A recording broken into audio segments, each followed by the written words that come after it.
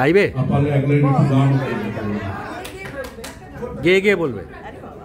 আজকের এই অনুষ্ঠানে মূলত আসা কিন্তু আমার ভাই বলা যায় রাজীবের জন্য।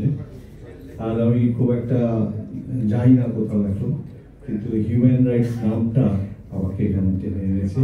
তো হিউম্যান রাইটস এর ব্যাপারে বহু বহু বহু বছর আগে আমার সৌভাগ্য হয়েছিল যে ওই চরিত্রে অভিনয় করার। বহু বছর আগে রামপ্রসাদ বলে গেছিলেন এবং সেই গান আমাকে গাইতেন। আমার চেতনা চৈতন্য করে চৈতন্য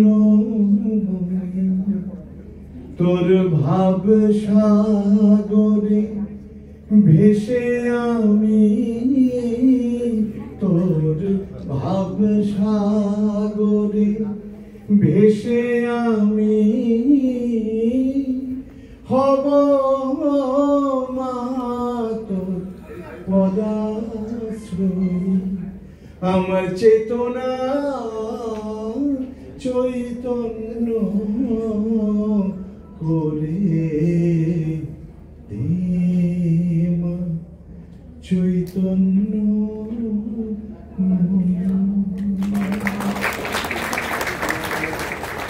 অসংখ্য ধন্যবাদ, শ্রদ্ধা প্রণাম অরিন্দম দাকে এবং খেয়ালি দিকে।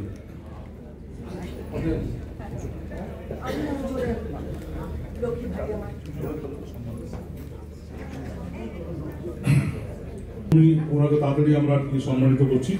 নওশাদ সিদ্দিকী, আপনারা সকলে চেনেন, ভাঙড়ের মাননীয় বিধায়ক। ওনার সঙ্গে এক কথা হওয়াতে উনি আমাদের মধ্যে এসেছেন, সময় দিয়েছেন। আমাদের মাননীয় বিধায়ককে বলবো সম্মানিত করার জন্য।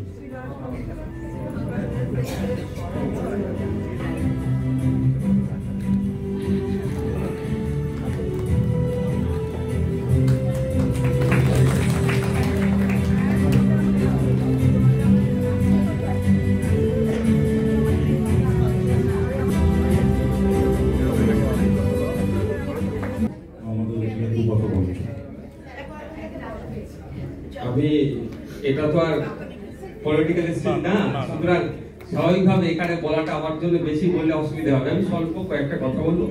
সর্বপ্রথম বলবো, আমাদের অল ইন্ডিয়া হিউম্যান রাইটস যিনারা পরিচালনার দায়িত্বে আছেন, প্রায় দীর্ঘ 15 বছর ধরে মানুষের সেবায় নিয়োজিত আছেন। যেখানে হিউম্যান রাইটস ব্রেক হচ্ছে সেখানে চেষ্টা করছেন সেগুলোকে রিকভারি করার জন্য, এবং সাথে সাথে বিভিন্ন ভাবে সেমিনার বা বিভিন্ন ধরনের প্রচেষ্টা চালিয়ে মানুষের যে রাইট সম্পর্কে অ্যাওয়ার করার চেষ্টা হচ্ছে। এটা আশা করব আমি এগিয়ে যাবে, এবং যে সমস্ত কর্মকর্তারা আছেন যারা আছেন প্রত্যেকে তারা তাদের নিজের ফিল্ডকে আরো মজবুত করবে এবং এগিয়ে নিয়ে যেতে সহযোগিতা করবে। আমি এখানে একটা জাস্ট কথা বলে আমার বক্তব্য শেষ করব। আর এখানে যারা আছেন সবাই কম বেশি আমাদের অ্যাসেম্বলির আমার কলিগ আছেন, আমাদের সবাই কম বেশি বিভিন্ন ফিল্ড থেকে আছেন। দেখুন, হিউম্যান রাইটস ব্রেক বিভিন্ন জায়গাতে হচ্ছে। সব থেকে বেশি আমরা চর্চা করি জেলের মধ্যে হয়। আমি জেলে 42 দিন পুলিশ কাস্টডিতে জেল কাস্টডিতে থাকার সুবাদে একটা জিনিস যেটা লক্ষ্য করেছি, ব্রেক হচ্ছে, কিন্তু আর একটা ভয়ঙ্কর ব্রেক যেটা হচ্ছে, স্বামী স্ত্রী, হয়তো আমার ভাষাটা আমি গ্রামের ছিল তো হয়তো একটু খারাপ বলতে হলে খারাপ ভাবে কেউ নেবেন না, আমি কনজুগাল ভিজিট, অর্থাৎ স্বামী স্ত্রীর মধ্যে টাইম স্পেন্ড না করার ফলে একটা বিশাল বড় রাইট ব্রেক হচ্ছে। আমি আপনারা এই কাজে যারা যুক্ত আছেন, হিউম্যান রাইটস নিয়ে আপনারা কাজ করছেন, আমি অনুরোধ করব আপনারা এটাকে নিয়ে চর্চা করুন। কনজুগাল ভিজিটটা যাতে ঠিক আমাদের রাজ্যে যাতে হয়, ইমপ্লিমেন্ট যাতে করা যায়। কারণ অলরেডি পাঞ্জাবে আছে, কোন কায়েদি বন্দী যদি সে তার আচরণ ঠিকঠাক স্বাভাবিক থাকে, প্রতি 2 মাস ছাড়া 2 ঘন্টা সময় পায়, সে তার ফ্যামিলির সাথে সে টাইম স্পেন্ড করতে পারে। পৃথিবীর বিভিন্ন দেশে আছে, প্রথম ফার্স্ট ওয়ার্ল্ড থেকে শুরু করে বিভিন্ন ওয়ার্ল্ডের বিভিন্ন জায়গায় আছে, কিন্তু আমাদের পশ্চিমবাংলায় যাতে হয়। এবং অল ইন্ডিয়া লেভেলে আপনারা কাজ করছেন, আমার বিহার থেকে এসেছেন, যে অল ইন্ডিয়া লেভেলেও যাতে সমস্ত জায়গায় এটা যে রাইটটা ব্রেক হচ্ছে না হয়, এবং স্বামী স্ত্রীকে বা দাম্পত্য জীবনকে যাতে স্বাভাবিকভাবে তারা নিয়ে এগোতে পারে, তার জন্য এই দাবিটা আমি আশা করব আমাদের অল ইন্ডিয়া হিউম্যান রাইটস এর পক্ষ থেকে সোচ্চার হবে বিধানসভায় তুলেছি। আমি তোলার সাথে সাথে জানি না, আমি হয়তো বয়সে হালকা হলো বিধানসভায় হাসির রোল উঠেছিল। আমি ধন্যবাদ জানাই যে সিরিয়াস বিষয়টাকে নিচ্ছেন।